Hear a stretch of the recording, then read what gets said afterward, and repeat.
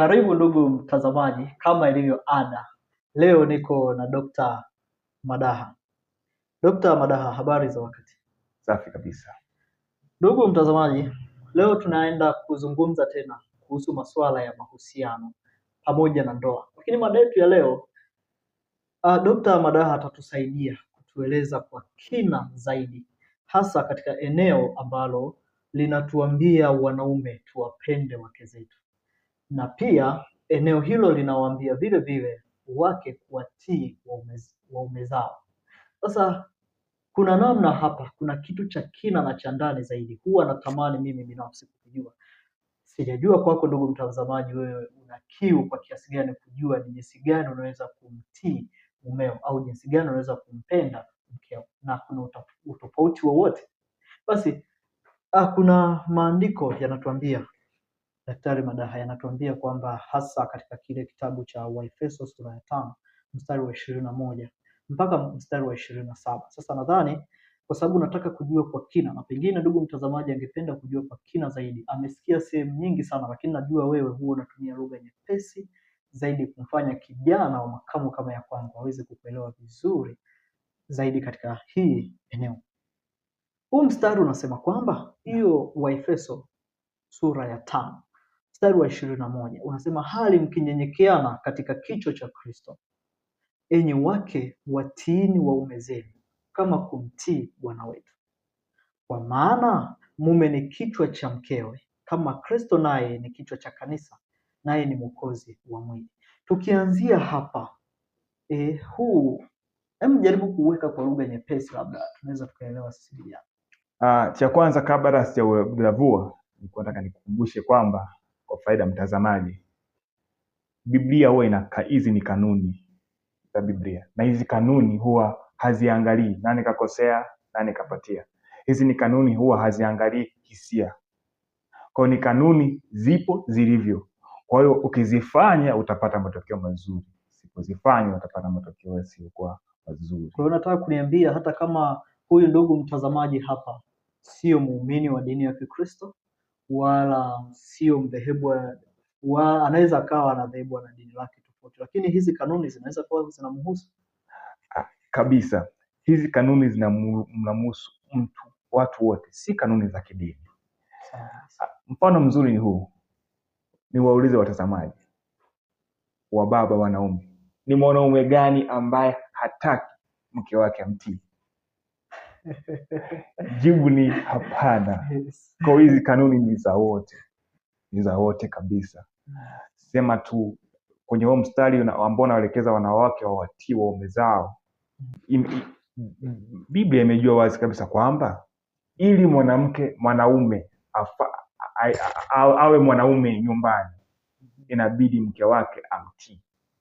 Kwa kila mwanaume ambaye mke wake anamtii, utaona tabasamu, utaona furaha. Yeye mwenyewe anaweza asikwambie, lakini ndani yake anajisikia safi sana. Kwa hiyo sio kama nimeelezea vizuri mheshimiwa. Umeelezea vizuri, lakini na swali ambalo naweza nikauliza. Hivi hata kuna mwanaume ambaye hastahili kupewa heshima? Kwa sababu ishu ya kutii hii, kuna baadhi ya wanaume ni kama vile wanaonesha uhalali wa kutokutii kwa sababu hawawajibiki ambavyo inatakiwa. Kwa hiyo wanapoteza ile thamani ya kupewa heshima yao, kwa sababu wao wenyewe hawajaamua kujiweka kwenye thamani ya kupewa heshima. Hii unaizungumzaje kwa mwanamke ambaye anakutana na mazingira kama haya, mwanaume mwenyewe hata haoneshi kustahili kuheshimiwa? Swali zuri sana.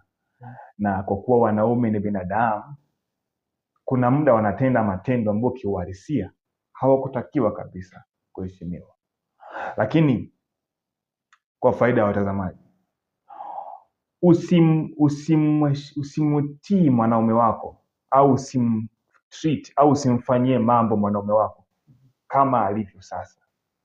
Pengine sasa hivi hana tabia nzuri, haongei vizuri, na kuna baadhi ya vitu nakuuzi. Anza kuongea naye na kumwongelesha na kumtii kama yule mwanaume ambaye kichwani mwako unaamini anaweza akawa. Kwa sababu gani? Hiyo hali inaweza kumfanya akatoka kwenye hiyo hali yake akawa mwanaume yule ambaye ungetaka awe. Kumbe unachotaka kuniambia ni kwamba kusiwepo na sababu ya kusema akinifanyia hivi ndipo nimtii. Kabisa. Kwa misingi hii hilo neno kutii maana yake kumpa heshima. Haina maana kwamba akikwambia panda juu ya ghorofa itupe chini. Ina maana heshima, kwamba ndio amekosea. Wakati unamwelezea makosa yake, lugha yako iwe ni ya heshima, kwa sababu huyu ni binadamu. Yes, ndio maana halisi hapo, kwa sababu una neno ambao hutakiwi kulipinga kwa chochote kinachokuelekea ni neno la Mungu. Kwa hiyo mume wako anaweza akafanya kitu ambacho wewe haukubali nao kama mwanamke, lakini jinsi ambavyo unaelezea jinsi ambavyo unahisi kama mngefanya tofauti, uwe kuna heshima. Kumbe sasa naanza kuelewa kitu. Kumbe msingi mkubwa hasa katika namna ya kuhusiana na mume, kama wewe ni mwanamke na ni mke, ni kupitia kumheshimu mume, kumtii na kujinyenyekeza. Sababu nimeona hapa hali mkinyenyekea, kwa hiyo hatuwezi kuondoa sehemu ya kunyenyekea. Na daktari hapa ameelezea vizuri kwa kitu. Sasa tukitoka hapo, hem, tuende kwenye upande sasa wa wanaume. Wanaume nao kuna maelekezo hapa wamepewa.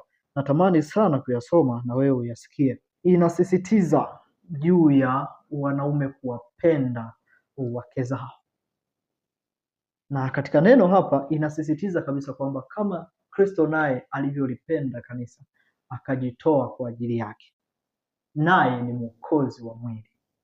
Hem, tuambie kidogo hapa.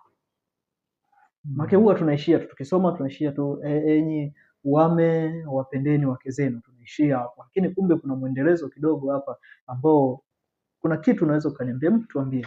Waume wawapende wake zao.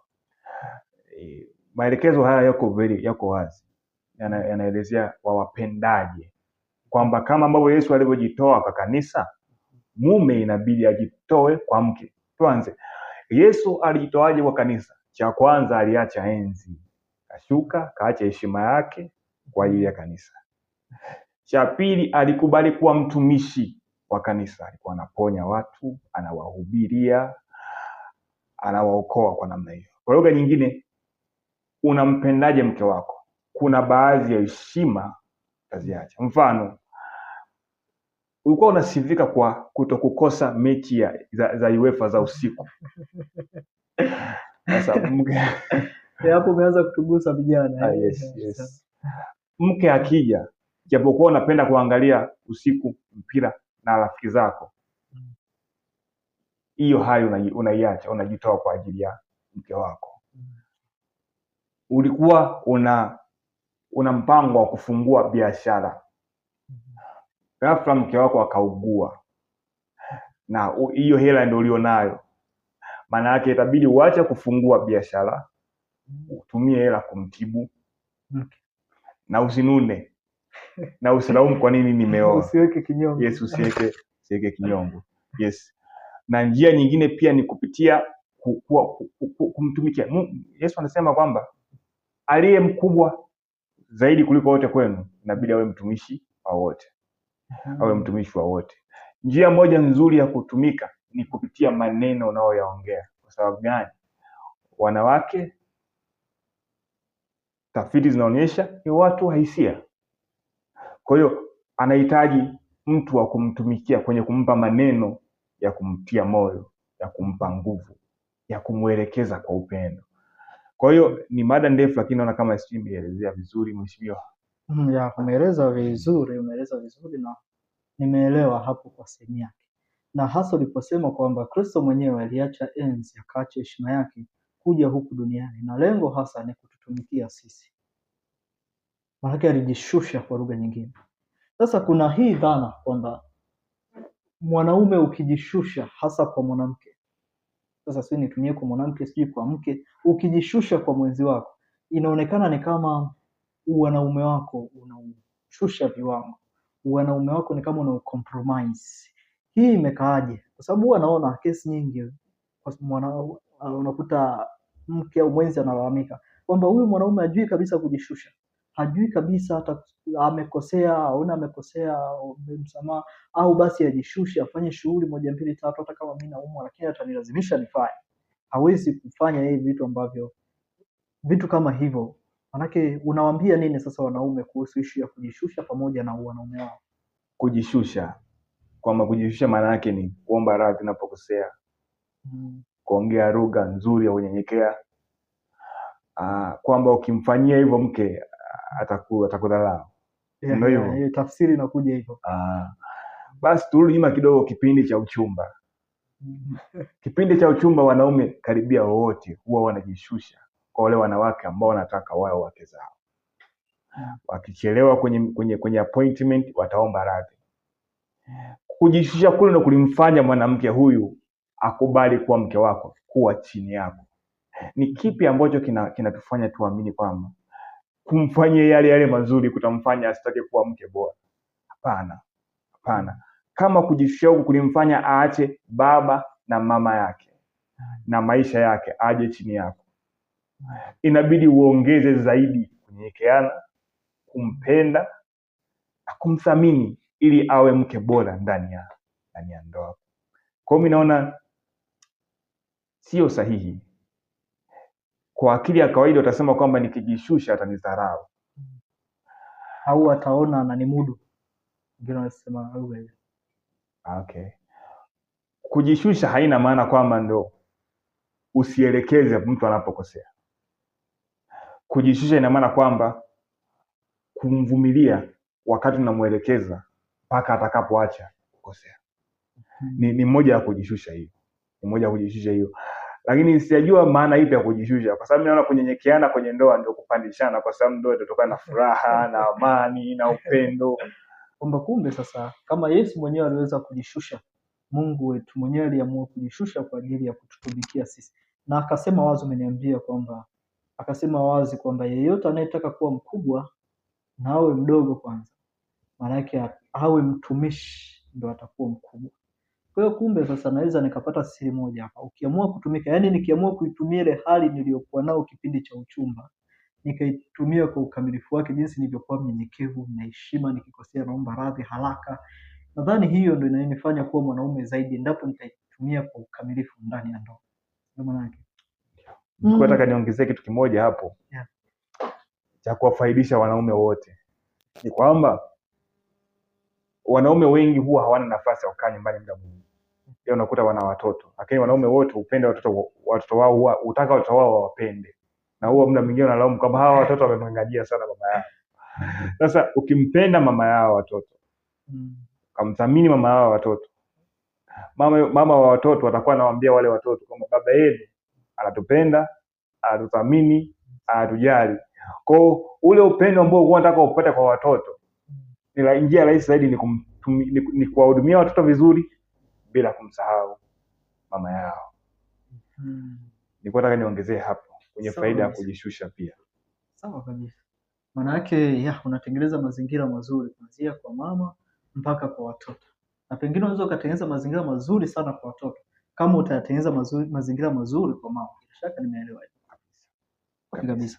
Sasa wakati tunaendea mwisho, ndugu mtazamaji, kama ukiwa na swali unaandika tu hapo kwenye comment, alafu baadaye Daktari Madaha hapa tunaweza tukakaa tena kama hivi tukajadili swali lako kwa kina na ukapata majawabu mazuri yenye msingi yatakayopenda kukusaidia na kubadilisha kabisa maisha yako. Na karibu tunaelekea mwisho sasa. Lakini kuna mstari mmoja hapa huwa unanipa sintofahamu kidogo. Natamani zaidi unipe tipsi chache sana, hata angalau kwa dakika moja, ambao unasema kwamba enyi waume wapendeni wake zenu kama Kristo alivyolipenda kanisa akajitoa kwa ajili yake. Tumetoka kufafanua. Sasa baada ya hapo inasema hivi, ili makusudi alitakase na kulisafisha kwa maji katika neno. Halafu haishii hapo, anaendelea kwamba apate kujiletea kanisa tukufu lisilo na ila wala kunyanzi wala lolote kama hayo, bali liwe takatifu lisilo na mawaa. Huwa tunasoma kote huko, lakini huwa naona wakati leo nikijaribu kutafakari hiki nikaona kumbe ni kama kuna muunganiko kutoka tulichokizungumza na hiki alichokuja kuhitimisha huku kwenye hii mada, kwenye muktadha mzima walichokuwa nakizungumza hapa katika hili neno. Unazungumzaje hasa anaposema kulitakasa na kulisafisha kwa maji, ajiletee kanisa tukufu imekaje? Ni mistari mizuri sana hiyo, na ningependa pia wewe ambaye umepata nafasi ya kusikiliza upate kuelewa, kwa sababu utapata faida nyingi sana na Mungu atakubariki. Tunaona kwamba kanisa ina mawaa, kwa hiyo mke wa Yesu ana mapungufu. Kwa lugha nyingine, ndio maana anaanza kulitakasa kama ule uchafu anaotoa. Kwa lugha nyingine, hautapata mke aliyekamilika, kwamba mke wako lazima atakuwa na mapungufu kama ambavyo mke wa Yesu ana mapungufu. Kwa hiyo wewe sasa ndio unaanza kumtengeneza awe vile ambavyo unataka awe. Mke wako hajui kuvaa, wewe ndio unaanza kumnunulia nguo nzuri avae vizuri. Lakini pia kuna sehemu nyingine ya neno, wewe ndio unaanza kuwa mwalimu. Kama mke wako alikuwa labda hapendi kusoma vitabu, hapendi kusoma Biblia labda mfano, wewe ndio unaanza kutengeneza vipindi vya usiku, mnakuwa mnasoma usiku pamoja, alafu namwambia awe yeye ndo anasoma. Yes, huku akisoma akipatia kidogo unampongeza. Huwa ana aibu ya kuongea na watu.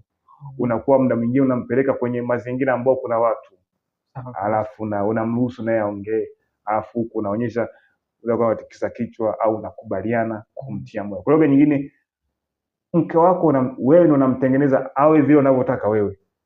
Ili sasa ukikaa baadaye umwangalie useme nimefanya kazi nzuri. Ndio maana ya kujiletea utukufu. Yaani unatengeneza kitu kwa ajili yako. Unajua huwa tunafanya hivi. Wanaume wengi tunapenda kumpendezesha mke ili watu wengine waone tumempendezesha. Lakini ni kama napata dhana fulani unasema kwamba umtengeneze kwa ajili, yani kama mimi nimtengeneze mke wangu kwa ajili yangu mimi mwenyewe.